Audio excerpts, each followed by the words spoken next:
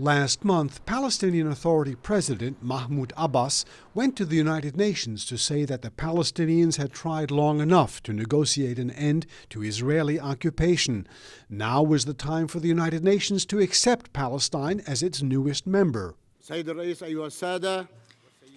President, Excellencies, ladies and gentlemen, it is no longer possible to redress the issue of the blocked horizon of the peace talks with the same means and methods that have repeatedly been tried and proven unsuccessful over the past years. It is time for the Palestinian people to gain their freedom and independence. What do the Palestinians hope to gain? Former American Ambassador Philip Wilcox says full UN membership would do nothing directly to end the Israeli occupation. They have said that, of course, ultimately negotiations must continue, but in the meantime, they want to improve their position in a very unequal negotiating situation by becoming a member of the UN. In addition, UN membership would enable Palestine to file complaints against alleged Israeli abuses at the International Criminal Court in The Hague. But full membership appears very unlikely since the United States has vowed to veto the request in the Security Council. 1 year ago, I stood at this podium and I called for an independent Palestine. I believed then and I believe now that the Palestinian people deserve a state of their own.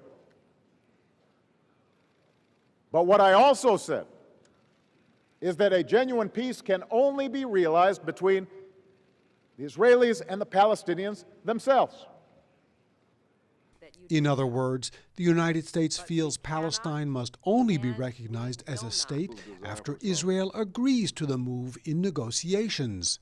Ambassador Wilcox says Washington is hoping it can avoid having to use its veto by persuading 4 non-permanent members of the Council, Bosnia, Colombia, Gabon, and Nigeria, to oppose the application. Why? Ambassador Wilcox believes it has nothing to do with American foreign policy goals. It's opposing the Palestinian bid for membership and self-determination in the UN because it knows that to support it would provoke strong opposition among conservative Jewish groups in this country. It might also reduce campaign contributions to the Democrats in the 2012 elections. So the real story here is a story of American domestic politics. This is not a decision based upon American national interests or national security. It's based upon domestic politics.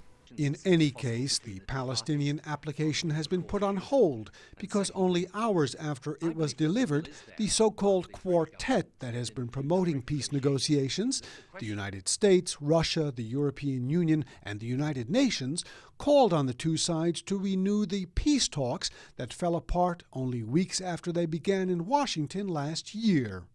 Not endless negotiations, but negotiations that, as the quartet suggests, actually have a timetable and at least some broad terms of reference that could help to produce an agreement. Israel and the Palestinians have both responded positively to the call for renewed talks, but the problem for the Palestinians is the same one that led them to walk out of negotiations last fall. Israel's policy of continuing to build new Jewish settlements on occupied Palestinian territory. The Palestinian appeal for UN recognition has led to international calls to renew the stalled peace talks. Israel has accepted, the Palestinians say yes, but Israel must first stop building new settlements. That is a big hurdle. But even if it is overcome, there are few signs that after years of negotiations, a peace agreement is now finally close at hand. For Political Agenda, this is Burton Bolag in Washington.